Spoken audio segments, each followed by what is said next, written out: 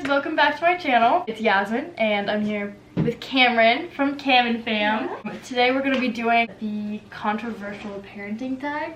Okay, so it's just a list of questions that regard parenting, and they're just kind of controversial topics that a lot of people have trouble agreeing on in the parenting community. There's 14 questions that we're going to be, let's go, talking about or answering for you guys today.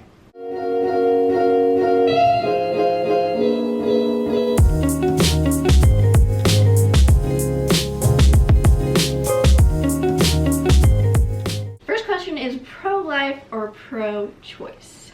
Until I was pregnant, I was always very pro-choice. I'm not like very religious or anything, so I was always really pro-choice. But as soon as I was actually pregnant, it was a different story personally. But I think that's something that should be like an individual person's decision, because you never know like what your circumstances are and stuff, and sometimes it just might be a better option. Like Yeah, I definitely pretty much have the same exact answer. Like before, I was 100% pro-choice, but now it depends on the situation. I could definitely see where people do it selfishly and use it as a form of birth control when that should not be how it is. Especially when it gets to the point that you're having multiple abortions in your lifetime, that I can't support that. If you get like raped by your uncle, I totally understand wanting to get an abortion. Right, or if it's like your life is just like so, having a baby would be horrible for you and the baby. Yeah, like you'd get kicked out, you'd be living on the streets. Yeah, like, or you're already living in a bad environment that's just would not be okay for a baby, and you have no way to get out of it. Like, yeah. But it should be something you learn from and don't like repeat the same mistakes. You know? I don't really understand this question.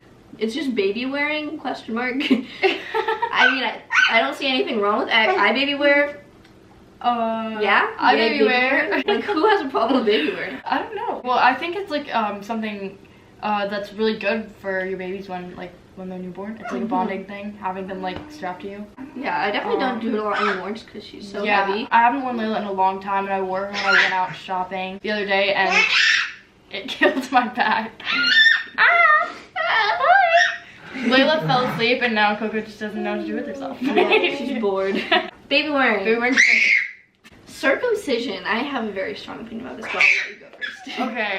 Since I didn't have a boy, I don't have much of an opinion on it. I don't know. Meet baby Coco, by the way. I just recently watched a documentary about circumcision, and it really opened my eyes. I was just gonna procrastinate. I was gonna procrastinate it until I had a boy and I had to worry about it.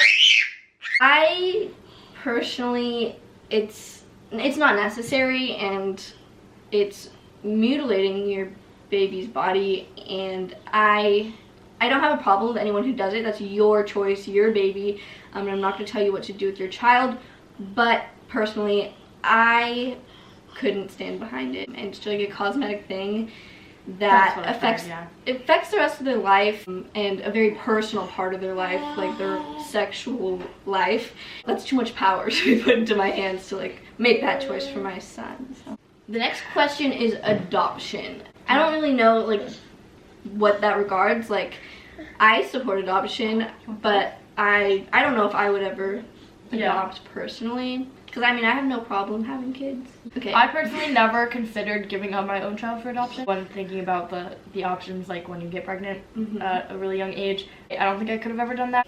Shout out to people who do choose to do that, who are in bad situations and still choose to have their kids and give them to a family that can't have kids. I've never considered adopting other kids myself, but yeah, it's something to think about. I don't know. I've never thought about it until right now, actually. So my aunt and uncle are in a situation where they have been trying to conceive for many years. So when I first got pregnant, obviously it was an option to give my child to them and have them adopt my child. And just because that option was an option and it was in the family, I did think about it very briefly. Decided against it, obviously. Couldn't imagine it any other way now, though, because she's my baby girl, and it's just like crazy to think about that. You know, I've actually also thought about being a surrogate, which is sort of different, but I have thought about it for family friends that can't have kids. Baby piercings. Oh, Colette has a She does. She's got her ears pierced. I wanted to get Layla's ears pierced. I've just been stalling it. But I definitely still want to get her ears pierced. I think it's something, it's sort of controversial, I guess. Obviously. I have a cousin who's 9, and she tells her mom that she wishes that she would have pierced her ears when she was a baby. Because now she's scared to do it, but she wants her ears pierced, but she's scared. Whereas when you're a baby, it's like, yeah, you don't know. You don't remember. And if they don't want it, then they take them out and the holes close up. So yeah, it's definitely something I'm planning on doing soon. Yeah. My biggest pet peeve is when people compare circumcision to ear piercing. Yeah. Because it's a full like surgery that affects your child's genitals, which is obviously like a lot different than their ears. Obviously I support it because her ears are pierced, so. Yeah. Breast milk versus formula. So I've been breastfeeding for 6 months. She would have formula when I'm in class and my aunt has her. I would pump and save the milk, but I wouldn't always pump enough that it was enough for her, so she would end up having to use formula anyways. So she has just formula when she's not with me. But when I am with her, I try to breastfeed her, and recently my milk supply has not been living up to Layla's needs. She's becoming a chunky little baby, and so yeah, so now I breastfeed her and give her formula. So we'll see if I stick with that or if I end up switching over to just formula. I was hoping to breastfeed for as long as she wanted to breastfeed, but it's just my body's just not producing everything that she needs. So, and I wanted to breastfeed. It just didn't end up working out in our situation. She was premature and it caused a lot of issues. I pumped for 3 months, but eventually had to switch to formula. I say you should give it a try. You should at least try it in the hospital when your baby's first born, at least once. If you don't like it, I completely understand. If you just decide to formula feed, that's up to you. But yeah, I'd say at least try it before you knock it. Yeah, definitely. Because I mean, give it some time too. Like if, I don't know, it hurt for me. Like it was really painful for me for the first like month. I thought it was never gonna stop hurting, but I just kept doing it because I thought it would be easier than using formula. And eventually it did stop hurting. But yeah, I support either one, whatever is easiest for you and best for you and your baby.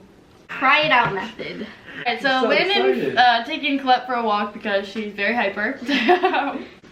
Anyways, so we're still working on crib training Laela, sort of. Like she does sleep in her own crib, but we're sort of working on scheduling her, if that makes sense. But we did do a little bit of the cry it out method.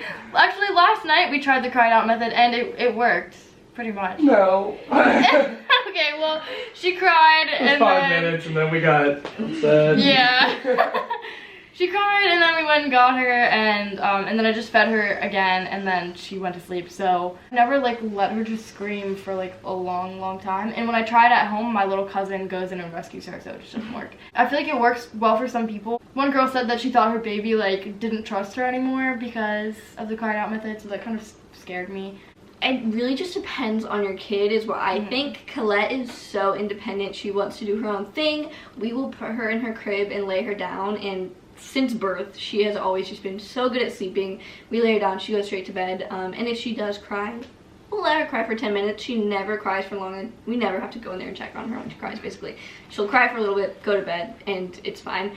But that's just her, and that's just her being independent. I have a feeling that my next kid's gonna be super clingy and not gonna be able to do the cry it out method. So yeah, it really just depends. She slept with me for the first few months and I was literally just constantly with her the first few months of her life, so she was really clingy and it was hard to get her to start sleeping on her own. Spanking. Ew. Oh, I've never spanked Laela. I don't think I ever will. I don't think I agree with that. My parents spanked me when I was younger. Yeah, I feel like I was like a very easy kid, but I feel like I do remember being spanked like maybe once. Yeah, I think there's definitely better ways to handle it. It honestly just promotes violence and teaches them when someone does something bad to you, you spank them, and I don't know, it puts that idea in their head that violence is the answer, and that's not the right idea to put in your kid's head. Co-sleeping, this is a bit controversial. As I was just saying, I slept with Laela for the first like 3, almost 4 months of her life. Even now still, when she wakes up, like if she wakes up close to the morning, I'll just take her into bed with me and sleep with her for the rest of the night. But I also sleep by myself most of the time. I feel like it's a different story with like 2 parents in the bed. I don't know, I feel like it's different, especially when they're really little, like because moms have more of that like instinct to not roll onto their kid. I don't know, but the way that I slept, I feel like was a safe way to sleep with a newborn. Colette first got back from the hospital. She was like 4 pounds. So yeah, that's it was really scary.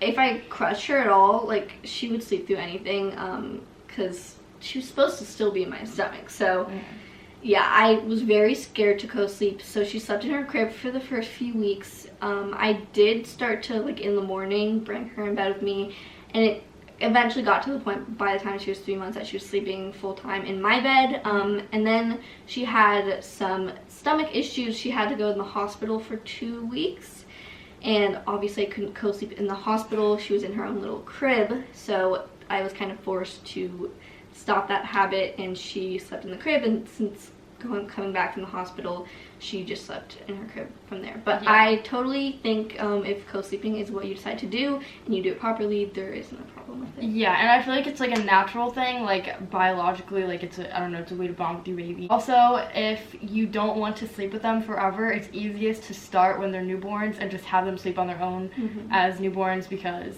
if not, then they will want to sleep with you forever. Yeah. And I feel like the older they get, the harder it is to like get to stop that habit. Yeah. If I wasn't forced to kind of stop it, she would probably still be sleeping with us. Yeah. That's not good, especially because now my fiance lives with me, and she's slept with us a few times in our bed, and when she does, she's slapping us in the face and like not wanting to sleep. So it doesn't even work anymore. She likes her own bed. So yeah. Home versus public versus private versus charter schooling. I haven't really thought about this a whole lot. I haven't. Babies. A couple months old, yeah. I haven't really thought about this either. I don't think I'm gonna do homeschooling. It depends. I mean, who even knows where like I'm gonna be in life when Laela's starting school? But I don't plan on homeschooling because I feel like going to school is like an important part of growing up and like interacting with people. It depends on where I live. If there's good public schools where I live, I'll send her to public school. If there's not, and it's somewhere that I like really want to live, and there's good private schools, then I'll send her to a private school. I have been to homeschooling, public schooling, and charter schooling. Yeah, I've been to all that too, and private school. I think whatever works best for your child. We are personally just going to send her to public school, and if she has any problems learning, she wants to do homeschooling, she's not having a good time at public school, she's having any issues, I would totally be willing to homeschool her, but it would have to be when she's at that age where she can decide for herself, I don't want to do public schooling anymore, I want to do homeschooling. And then at that point, I'd be like, okay, yeah, let's do it. Well said. Agreed. Vaccinations.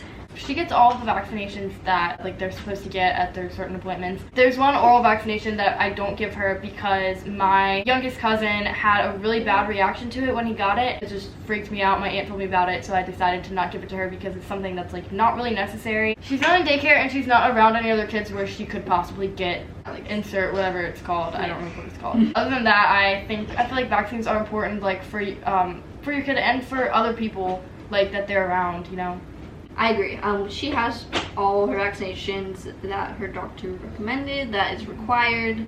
I think it's safer to get your kids vaccinated. There's been sayings that it causes autism and all kinds of crazy things. It's safer for the community, for everyone, if you vaccinate your kids, in my opinion. Cloth versus disposable diapers. I've never tried cloth diapers. If I wanted to be very environmentally friendly one day, maybe I would. Laela actually can only really use honest diapers. She like has bad reactions, like she gets a diaper rash from other diapers, which we've learned from experimenting. So I did think about using cloth diapers just because like her rash would not go away. But it sounds like a lot of hassle. I don't even know how it works. We live in a crappy apartment and currently our dryer doesn't work. It takes 10 times to dry something. So we're really not in a situation to be able to even do cloth diapering. But shout out to you if you do that. Yeah, seriously. Go you. Store-bought baby food versus homemade. I don't think there's anything wrong with store-bought baby food, but I think homemade baby food is kind of more fun. Yeah. It's easier to do. Like for Laela, all she really eats right now is like bananas every once in a while, and it's like still sort of just for fun. Like she gets all her nutrition from breast milk and formula still, but it's like cut up and like mash up banana to feed her, and I feel like it's just like easy and like it's natural, I guess. But I don't think there's anything wrong with store-bought baby food, and it's easier for like on the go and stuff.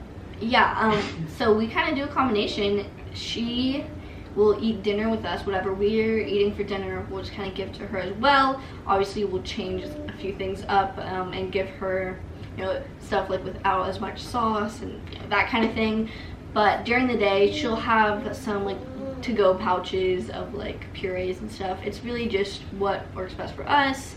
We're always out and about, so it's just easier to give her little baby food pouches. Yeah, I'm probably gonna start that later too. Yeah, that's all the questions. Alright guys, that's the last question. That's all. I hope you guys enjoyed this video. This is my first collab with Camryn. I'm very excited. So I hope you guys enjoyed this, and that's all for this video. Thank you guys for watching. See ya!